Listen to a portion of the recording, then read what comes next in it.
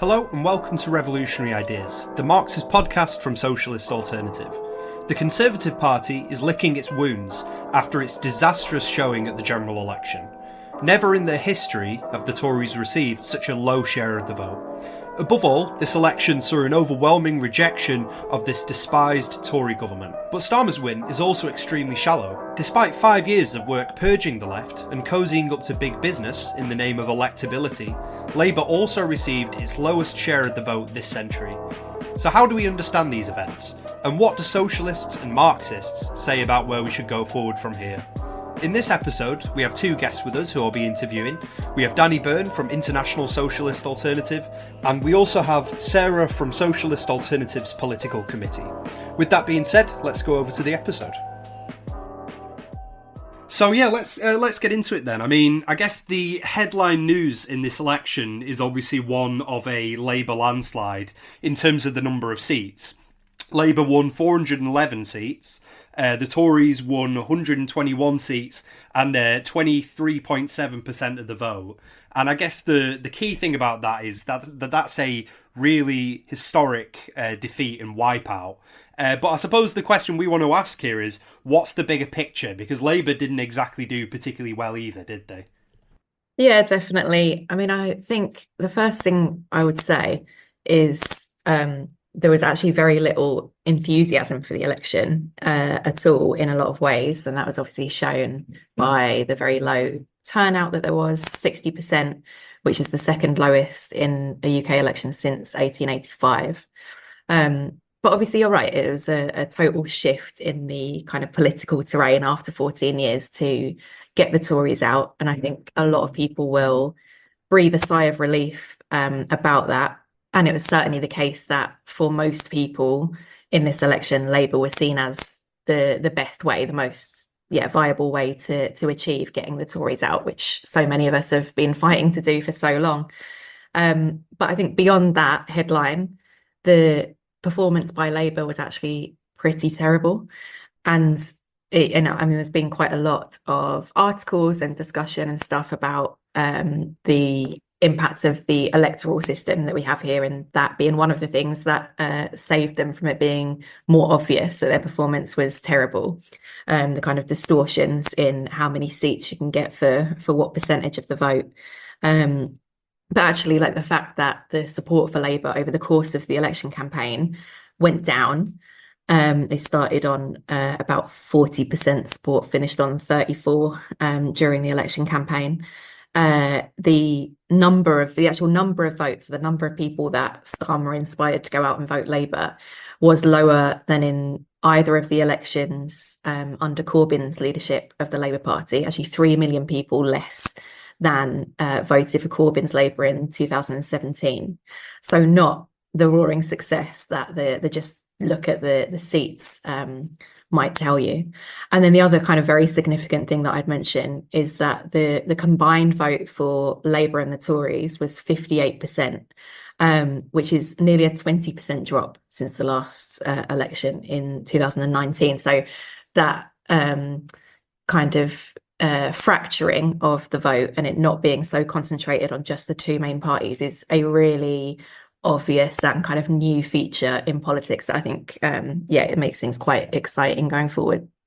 Yeah, I think like elections in general, I think they always give a very superficial picture or like a snapshot of what's happening in society. And I think these elections are especially like that because, I mean, obviously if you take the headline result of Labour massive majority in the seats, I mean, some would say that's the only result that matters, like a football match or whatever, the scoreboard. However, when you look deeper, that's actually the only good thing about these elections for Labour. Everything else is bad. So like losing support in the working class heartlands around the country, being punished for their position on Gaza, but also for like the general lack of significant and fundamental change that's been on offer in the Starmer-led Labour Party in the elections and before the elections. And so I think, you know, beneath the surface, that superficial picture of Labour big majority, Starmer winning against Sunak, you know, beneath that, there's a deeper process of, fragmentation of British politics and actually a crisis for the political establishment. And I think, Starmer will take his victory. He'll present his victory as it shows that the center, the so-called political center, is alive and kicking. It's strong. This is because, his so-called Change Labour Party, right, moving it to the right. He'll kind of portray that as, these results show that was the right thing to do. That brings success. I think that we will see over the course of his government that's kind of, that's far from reality. Because the reality is that the political winds are blowing very much against Starmer's brand, of pro-capitalist establishment, centrist politics, and that's something we're gonna see in the course of this government, I think.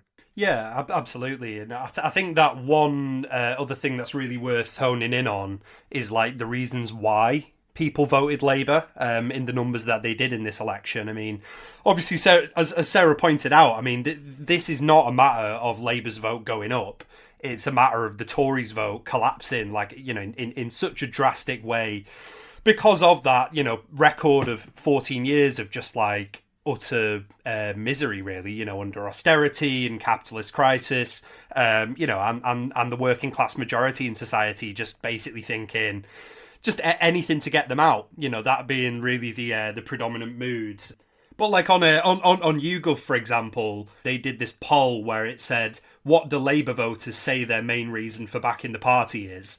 And 48%, so like nearly half, said to get the Tories out. So obviously, that's not like on one level that's a vote for Labour, but on another level it's not really, is it? In terms of a enthusiastic affirmation of whatever Labour was putting forward in the election, because I think a lot of working class people didn't even know necessarily what Labour was arguing for. It wasn't, it wasn't clear for working class people. And then by contrast, only 5% voted to say, I agree with their policies. So I think that's quite a striking window, into where the mood is actually at in relation to a Labour vote.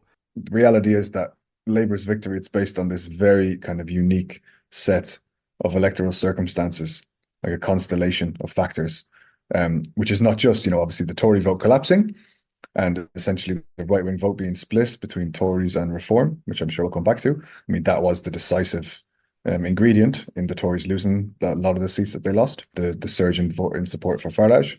But then also in Scotland, which is again a key component in this big parliamentary majority that Starmer has now. I mean, that was allowed for by this collapse in the SNP, which we can't forget, another political party which has been central to establishment politics in this country for the last period, which again is in a huge crisis. And it was the collapse in the SNP's support and authority that led to Labour being able to win all the seats they did in Scotland. And again, support for Labour in Scotland, which is not at all enthusiastic. And again, that's something that we will see consequences for in the coming administration, the coming period. Well, I suppose, that does take us on to my next question, because at the same time that this election was taking place, we were also following the election in France, where, you did see, I mean, you mentioned just then, Danny, about the threat of the right and reform. And, in France, you had the threat of this far-right party, National Rally of Marine Le Pen, which has just been defeated by this new kind of electoral coalition, electoral formation, the New Popular Front. I suppose the question that really stresses is, were there any similarities, and what was the real dynamic, in this election, and were there any similarities to what's happened in France? Yeah, I think definitely. There was a guy in one of the Financial Times writers who said the day after the elections, the British elections, he said that these elections that we've just had in Britain are like a prelude to the next elections in 2029, and those elections will be more like the elections in France, So again, this superficial kind of dynamic of Sunak versus Starmer, that obscures a dynamic which is much more about polarization. And the real kind of dynamic, the real processes under the surface in British politics are pushing it towards a more France-style scenario, where it's not Sunak versus Starmer, but it's, Le Pen versus Mélenchon, so like the hard populist right, of the Farage type on the one hand, winning kind of hegemony in the right wing political camp, and then on the other hand, a tendency towards polarization on the other side, something that we've not seen fully develop in Britain, and that's something we'll come back to. But in France, you have it represented in, like you say, the New Popular Front, the biggest component in that being the La France Insoumise, the France Unbowed, which is led by Mélenchon, and is very much, a radical left, reformist, new formation. And I think that is the direction of travel of British politics. And you can see the seeds of that in the election, not just on the right, but also on the left. You see the Tories are under pressure from their right, of course, but also Labour, where they did come under pressure, it was from the left. It was from, Corbyn, who again, we should come back to, and also from the swathe of like anti-war, pro-Palestine independent candidates and the Greens, who really, defeated them or gave them a run for their money in many seats across the country. So yeah, absolutely. I think that France does show the future trend lines around the world, and that is what we need to prepare for. I think that the point that Danny made is really important about the role of this kind of left coalition in the French elections, and that's not something that existed in these elections here, and it would have been much better, in our opinion, if it did, which we can discuss more. There wasn't like an agreed programme between the different left of Labour candidates, or agreements on who would and wouldn't stand in each area and that kind of thing. But nonetheless, the left of Labour vote was a really important feature in this election. And I think it was really noticeable that all of the different processes that have been on display in politics, but what we mean by politics not just being the mainstream parties and what's happening in Parliament and stuff, but the real politics of people's lives, all of those different factors were on display in this election. And maybe most importantly and uniquely in a way was the struggle against the onslaught on Gaza by the Israeli state. The movement that's taken place on the streets in recent months here in Britain against that did find an expression in these elections, which is quite a unique thing in a way, to find an expression of a movement like that in general election results. And so there were 5 anti-war independent candidates elected. Most importantly was Jeremy Corbyn in Islington North, where Labour were really determined not to lose that seat to Corbyn for obvious reasons, everything he symbolises, given his time as a left leader of the Labour Party. But then also the fact that the Green Party went from 1 seat to 4, won 7% of the vote overall. And Socialist Alternative would have criticisms of the Green Party, don't think that that is the type of party that we really need to present a serious alternative to the right that represents working class and young people. But nonetheless, it indicates that a substantial number of people were looking for and willing to vote for something to the left of Labour. And I think, what was the case is that in places where there was an alternative presented that was seen as serious and viable, as could potentially win, and where the message got out about that, people did vote for it. And it's not just those not just those I described as having won their seats, but also the big number of seats where the Greens came second, for example, or a good third. Also where other left independents got good votes. So there was Liane Mohammed came very close to defeating Wes Streeting in Ilford.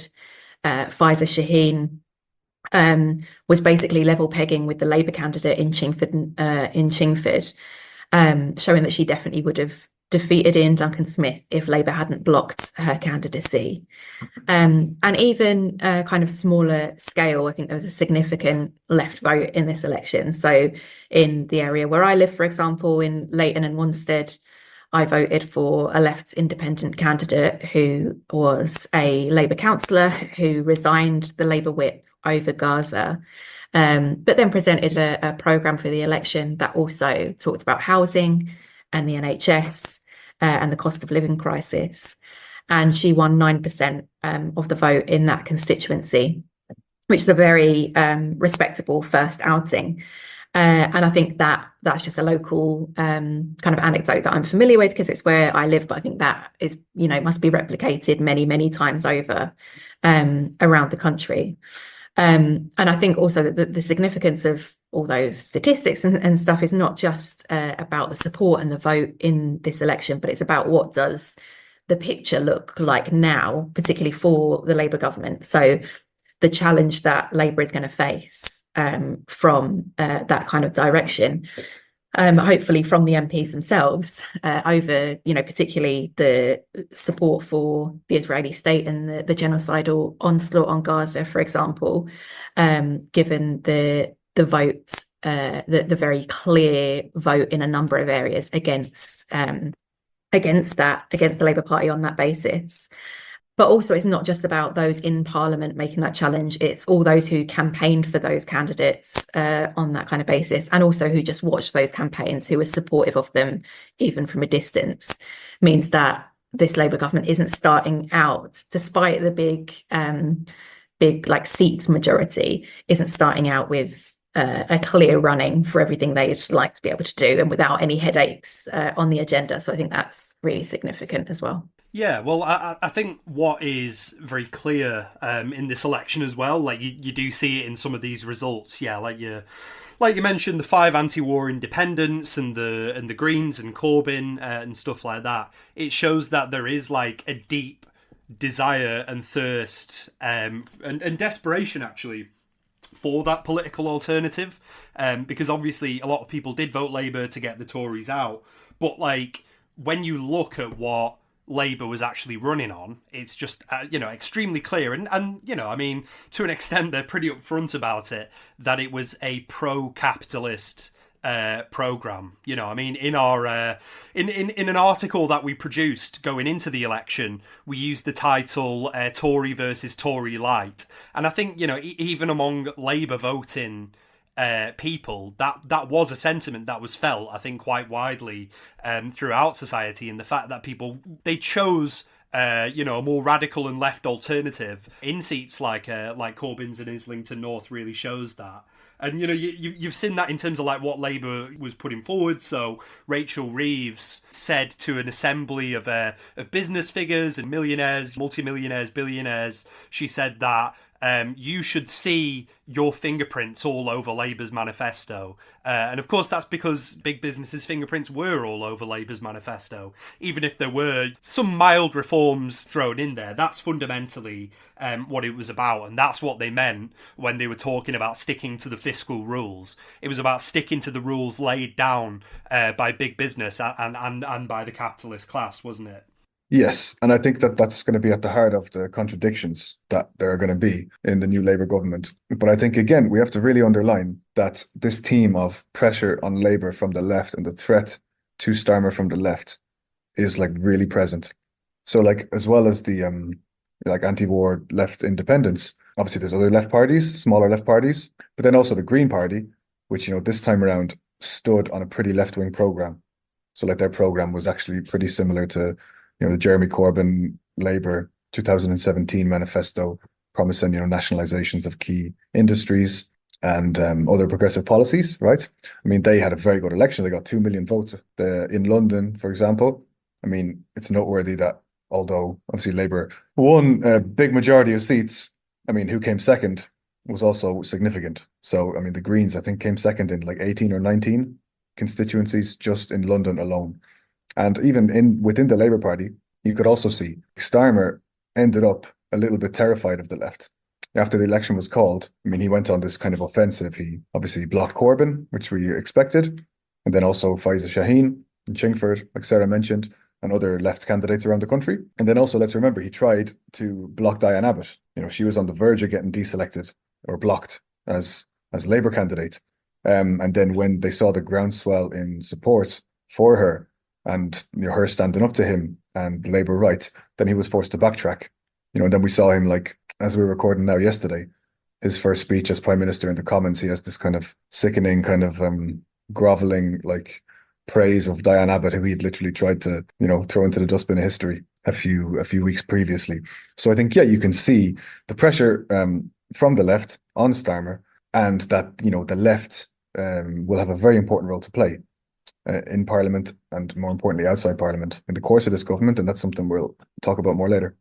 Well, yeah, no, absolutely. I mean, the left does have a big role to play over the next period. We'll get onto this a little bit later, but we're in a very volatile time for British capitalism and world capitalism, like an age of disorder, heightened capitalist crisis, wars, etc. The far right can have those opportunities as well to grow, which we should address later on, the real threat posed by the right and by reform.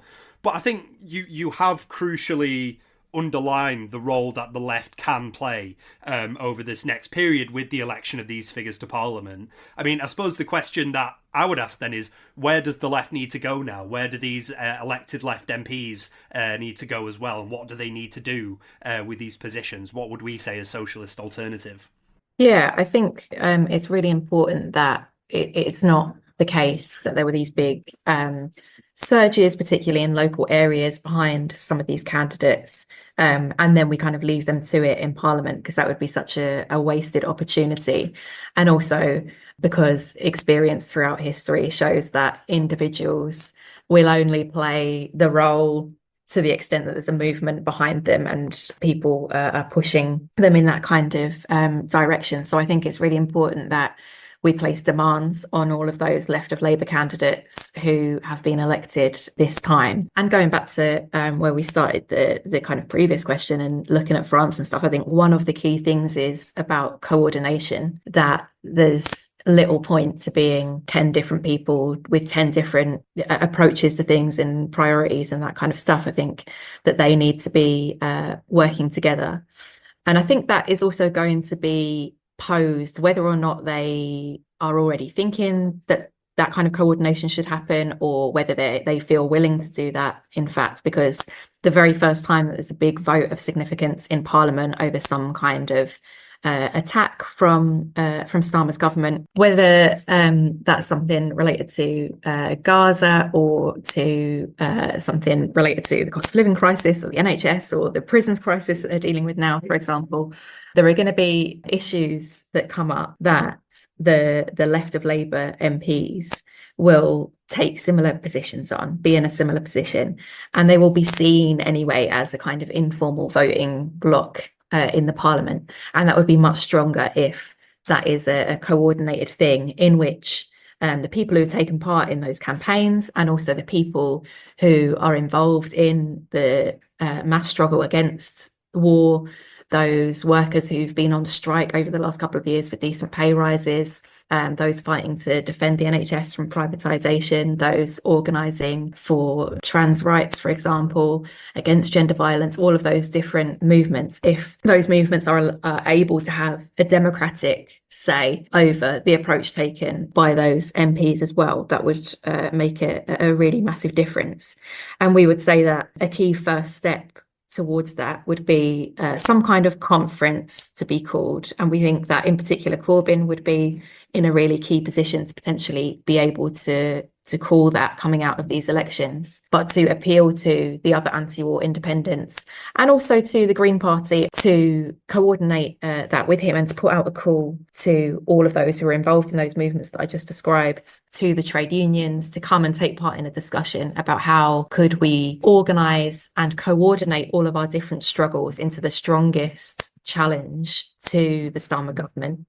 And part of that is the political question, and the question of what is going to be on the ballot in the election in 2029 that will make a much stronger challenge from the left in the future. Yeah, and I think really, an assembly or conference of resistance to discuss the setting up of a new party, a new formation, the time is now, isn't it, as well, to do that? Because, if you think about these left MPs being catapulted into Parliament, you've got the mass movement against the genocidal war in Gaza, like was mentioned before, that there is that opening, isn't there, for something to be cohered like that, that can begin to fight for, a genuine left and socialist alternative. But would you add anything to any of that, Danny? I just think that like absolutely the time is now, and I think that the key tasks now, Parliament will be important, but the key thing will be outside, because I mean it's outside Parliament where the labour movement and the millions in this country, working class and the young people, have our real power, you know. And I think that it's in like building and continuing and escalating our movements, you know, the anti-war movement, also the labor movement, and other struggles, the feminist struggle, the struggle against the climate crisis, and all those different movements, that we will kind of affect the political balance of forces in this country. It's by organizing the millions and resisting and protesting and striking. That's how we will bring the biggest pressure to bear on this government. But absolutely, we need a new party, and it has to be a new party as well. That's the other thing. I mean, I think obviously it's very good, the achievements that have been made by the left in these elections, you know, against the odds, on the basis of independents taking a stand and winning and so on. But, you know, it won't be enough to just have an alliance of independents and smaller left groups and the Green Party and so on to confront the challenges of the next period. Because what we will need is, you know, a clear national political alternative that's in the context of, you know, a Starmer government, which sooner or later will end up in crisis. We need to be able to point towards the existence of a national political alternative to Starmer, etc., but also crucially to Farage. And then I think the other thing in relation to that is that it's not just that we need a national political alternative based on MPs and different parties. It needs to be a mass party. You know, I think it needs to be a party that like is really kind of built in the communities, that's made up of hundreds of thousands of working class and young people, that's democratic, and that's what will make it, you know, really reflect the power of the working class. And I think there's indications that such a party could be built. Like if, like Sarah said, Corbyn took a lead, and others, trade union leaders, etc. I think that, yeah, you can be confident that tens of thousands, hundreds of thousands would flock to not just support, but to be part of, an active part of the building of such a party. And definitely, you know, ourselves, Socialist Alternative, we are keen to participate in a party like that to the best of our ability, and also to argue for, you know, that party to have the strategy and the program that it needs to win. Yeah, absolutely. And you can't underestimate the importance as well of a new party having to have those socialist policies that it like mobilizes around. You know, I mean, it was mentioned before that some of the anti-war independents, so like Liam Mohammed in Ilford, for example, was like also talking about things like the NHS, you know, the running down of our public services.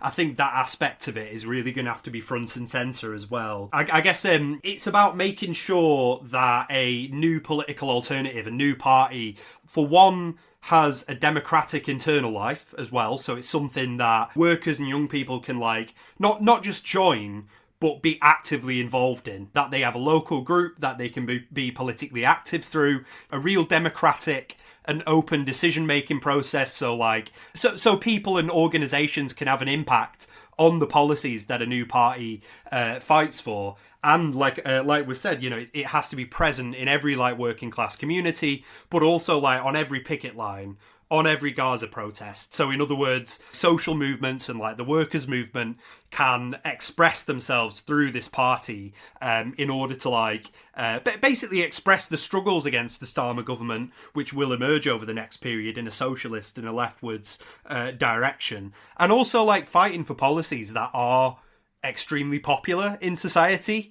Obviously it's not something that the capitalist media would want us to believe, but policies like nationalising the railways, nationalising the energy companies, the water companies. If you consider, the real scandal of the of sewage being pumped into our beaches and rivers, these are popular policies. You know, the most working class people want us to force the rich to pay a much bigger share of their taxes, for example. So we would be involved in a new party, really making the case for not just advocating those policies, but really entering into struggle and fighting for them. And going further than that, ultimately, you know, fighting to take like the key sections of the economy into public ownership as well. Yeah, I would just add one thing, which is on I think we've all said about, the time definitely being now for serious steps forward to be made in the fight for a new left party. And we've talked about how, one of the reasons that is that it's already posed by how people are voting in this election and just the clear hunger that there is for that type of alternative and the potential for it. But also, it might seem like kind of an obvious point, but one of the reasons that it's going to be so posed by the situation is also because the Labour Party is in government for the first time in 14 years. And we know exactly what kind of policies to expect from this Starmer government. And, the points that Danny made about the importance of, our primary task being to continue to build all the different movements that we have been in the last 14 years and beyond anyway, that all of those are going to need to continue organising and struggling for the things that they have been. And they'll be doing that against the Starmer government very directly. And so, for example, in the trade unions, where workers have had to resist all manner of attacks on their jobs, wages, conditions, public services, and so on under Tory rule. And there have been a section of the kind of bureaucracies, the right wing in those unions, whose attitude has been wait for a Labour government and, support for Labour on the basis of being opposition. But obviously it's a major complication for that kind of argument when those workers are having to organise directly against a Labour government, which carries out, we know to expect, fundamentally the same kinds of policies. So I think within the trade unions, it is fairly quickly going to just be objectively posed the demand for a discussion on what trade unions do, which political forces they support, where their members' money is going in terms of political parties, and the problem of continuing to fund the Labour Party and in the case of some trade unions, when they are the ones that are going to be attacking those public services, jobs, wages and conditions. So I think that's also another way in which this struggle is just so much on the agenda, not because we like the idea of a left party, that's a nice idea, but because it's absolutely necessary for all of our movements and struggles in order to be able to fight with the fullest force. That political question is just posed in the situation so clearly. Yeah, so if we could shift the focus slightly, I think it would be useful to go a little bit deeper into the right, because I think one of the things that we did see, which we've already mentioned, is the rise of left votes in certain seats, but also we've seen a rise in the right in certain areas as well. So Reform obviously gained 5 MPs. They gained around 15% of the vote, which represents that represents a threat and something that we should take very seriously. But at the same time, Reform actually came second in a lot of seats. 98 seats where Reform came in second place. And a lot of those were in Labour's traditional heartlands and stuff like that. And that gives a real warning for the future. I suppose the thing that is worth asking here is, what does that reflect in terms of trends, and what does it represent? Does Reform show a realignment of the right in British politics? I think that it's definitely a trend, and it's a very powerful trend, and it's one that we have to take very seriously. And I would actually say that, following on from what we were just talking about before, about the question of building a new left party and a left working class alternative to the establishment, the other key question in British politics in the coming period will be how to fight the right, how to fight Farage and people like him. And I think that those two questions then are totally connected, really intimately connected. But I think that, this trend of the strengthening of, right-wing populism or far-right forces in Britain obviously is a global trend, but also it's not a new trend. And I think that it's something that, before Reform UK was relaunched and so on, was already very present in British politics. But the first kind of phase of it was more focused within the Tory party itself. So you had, what we called in our discussions, the Trumpification of the Tory party, which is this kind of international trend where the traditional right-wing parties, like Conservatives, etc., around the world, had been rebranded, in the image of Trump or Trump-like figures. And I think that was, something that really was a deep-going process in the Tory party. And what that reflected was that, the Tory establishment of the previous period where, it was like the neoliberal austerity policies. I mean, those policies in this new period now just have no social base, possible social base whatsoever. So then you see the Tories and parties like them trying to remake themselves in this, nationalist, militarist image, and emphasizing more, reactionary social policies, scapegoating of refugees and migrants, of LGBTQ plus people, in particular trans people, etc. And so even before Farage came along, those ideas had already made massive headway in British politics via the Tory party, and in reality are the dominant ideas within the Tory party. But then, of course, after 14 years in power, and especially the last few years, where that kind of like Trumpified, Boris Johnson Tory party went through crisis after crisis with COVID, and then you saw it kind of run out of road a little bit, and then now it's got an even more dangerous expression, potentially in Farage and Reform UK. And I think that's very dangerous. Farage is very ambitious, and I think that what he says about Reform preparing for power in the future, wanting to be the main opposition to Labour, replace the Tories, etc., etc., all that has to be taken really seriously. And if we don't organise and fight against it effectively, then it may well happen. Yeah, I think it's important to say that obviously people have very big concerns about the gains that Reform have made, and that is absolutely correct, because their ideas are incredibly dangerous and reactionary. And there is certainly a section of those who voted for Reform who are primarily motivated by those reactionary ideas: racist, xenophobic, anti-immigrant, misogynist, transphobic, all of those kind of things. And the rise of those kind of ideas is a major concern for all of us. And it's particularly concerning that those ideas seem to be growing amongst quite a wide range of demographics, if you like. So the prevalence of those kind of ideas amongst very young men, for example, is quite a new feature and is a concern. But I think it's also important to register that where there were serious left challenges, like we discussed earlier, there were smaller gains for Reform, or Reform did terribly in those kind of areas. So that also indicates that there's a section of people who may be convinced to vote for Reform, who could also be convinced to vote for a new left party and to be won away from the ideas of the right if there was a serious alternative presented.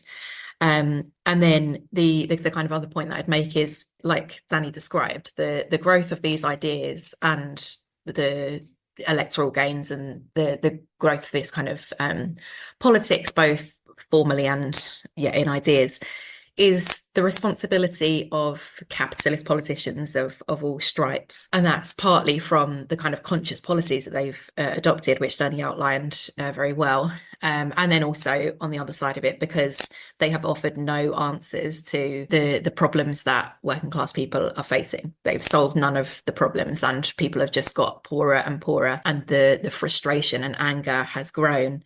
And then there being no left alternative to like vocalize that and to give expression to that has allowed those right ideas to gain. So it is entirely the responsibility of those capitalist politicians, but then it's also, that doesn't mean that they're in control of it. And that's kind of what's I suppose on display in the growth of Reform, is the culture wars and everything that's like manufactured by the Tory party and the right of the Tory party and stuff, but then it develops a momentum of its own and becomes a threat to them, and has been a decisive factor in their downfall as well. Yeah, and I mean, I think one thing that is particularly worth looking into, there is a pattern, isn't there? There is a pattern internationally that can be looked at to get a sense of why these, right-wing populist, far-right parties grow. I mean, in the case of Farage, I mean, he latches on to the very real problems that are faced by a lot of people in society. So, what Farage does is, on the one hand, he plays to a blatantly racist audience, or, the blatantly racist element within his base. And I think we saw that in the exposés of, that Channel 4 were coming out with about, Reform candidates talking about essentially like mass murder of refugees, and that was something that they were talking about on the doorstep in Clacton to a layer. But also, like, they do latch on to issues, for example, like the NHS, and the big line that he was trying to put forward was trying to twist the anger and the discontent around the cost of living crisis and to put the burden for that on migrant workers. So saying, we let in so many immigrants that the NHS can't handle it, and that's why you can't get a doctor's appointment. Forget about privatisation, forget about the 14 years of Tory rule, which just completely dismantled our health service, because he supports that. He supports NHS privatisation. They say that there's so few decent jobs, in the economy right now, decent, well-paid jobs, because there's too many immigrants. Well, forget about bosses who want to exploit, the workforce, because again, Reform's MPs are actually very much from that from that class. Property developers, bankers, and so on. So it's about latching onto the real problems faced by working class people in society and then diverting that in a reactionary direction. And, when you don't have that left alternative, that fighting left alternative being put forward, and all you've got is a quote-unquote lesser evil, basically it leads to that slow drift towards the right in politics. And for example, you're seeing elements of that, or very, very powerful elements of that, in the re-emergence of Trump in the US, in that while Trump is not popular in American society, the fact that the Democrats, this corporate pro-capitalist party, they have on offer Joe Biden, who obviously performed extremely badly in the recent presidential election, and they're still, for the time being, trying to cling hold of him. It basically just gives a gift, doesn't it, to a rising right. And likewise in France, you've got Le Pen, who represents this obviously extremely dangerous threat against all oppressed people, marginalised people, against and also the whole working class. But when you have a politician like Macron in power, who is a bit of a French Keir Starmer, in reality, there is a parallel there. That creates a vacuum for the far right to grow. So if our side, the side of the working class, of the left, and of socialism, doesn't provide that alternative, that it will lay the basis for a further growth in those ideas. And I guess it underscores what Danny was saying before of this is the prelude to a French-style general election potentially the next time round, and it's important that we organise and put forward a set of ideas that can cut across the rise of forces like that. Okay, so I think we can begin to round up some of this discussion, but I think before we do, we have to have a discussion about what's going to come up over the next few months. What are the things that we should expect, and what are some of the developments that we should be prepared for?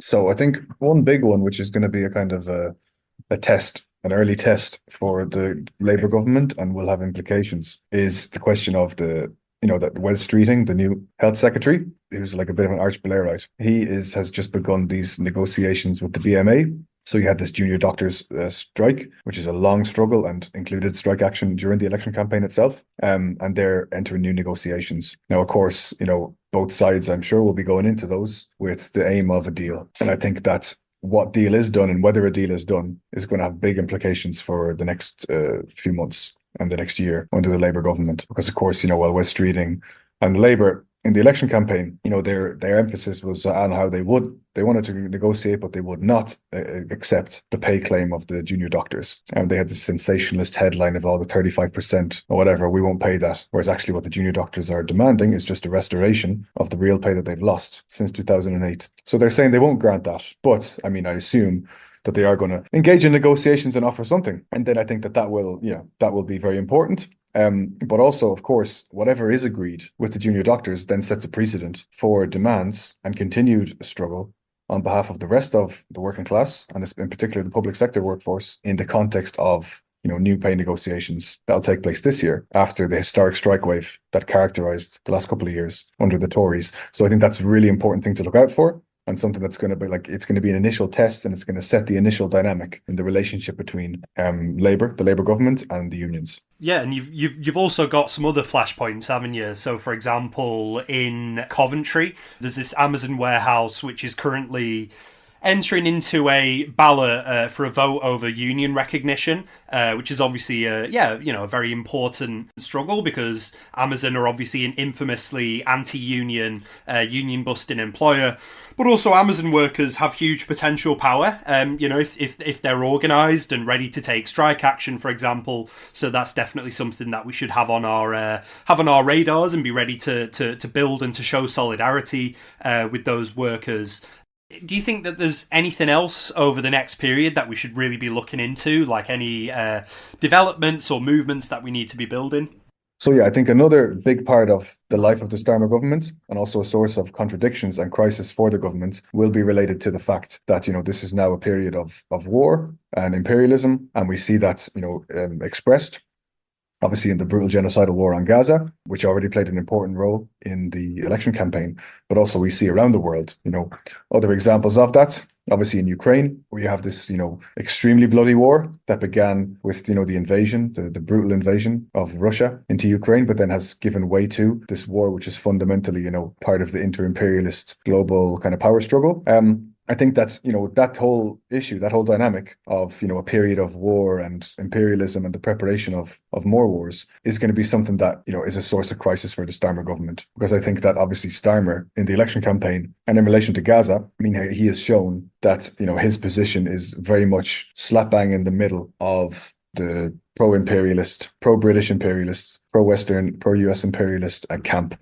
And I think that he's not going to budge from that in his government. And I think that will again be a source of contradictions. We've already seen the role that played in the election campaign. And, you can imagine, in the context of, the continuing onslaught on Gaza, the possibility that that's now going to spread into a wider regional war. You can imagine, the situation where there would be a new wave of anti-war protests, but this time with the Labour government in power, and this time with demands and anger directed at a Labour government and its support for Western and Israeli imperialism. And I think that, again, that's a crucial part. That question of building an alternative to war and imperialism, an internationalist and socialist alternative of working class struggle against all imperialisms. That's a crucial part of, the program that we need in the struggles of the coming period. And Socialist Alternative, gives a lot of importance to that struggle. We're part of an international socialist world organization, International Socialist Alternative. And for us, campaigning against imperialism is crucial, because it's a crucial expression of the disaster that capitalism is dragging us into on a global scale, which is going to get worse unless, the working class can assert itself. So, and for everyone listening, to underline, Socialist Alternative, we're not just commentators. We're building an organization that fights for these ideas, that fights for a socialist, internationalist, revolutionary alternative to the chaos, the misery, the crisis of capitalism and imperialism. And yeah, anyone interested in getting involved in that struggle should, of course, get in touch with us and join our movement. Thanks to our two guests for coming on this episode. Revolutionary Ideas is a podcast produced by Socialist Alternative. We want you to get involved in our fight today. To get more info, go to socialistalternative.info and click on Get Involved. Follow us on Instagram at socialistalternative.ews. On X/Twitter, we are socialistaltews. On Facebook, we are Socialist Alternative ISA England, Wales and Scotland. And on TikTok, we are socialist_vids. Thanks for tuning in, and see you next time.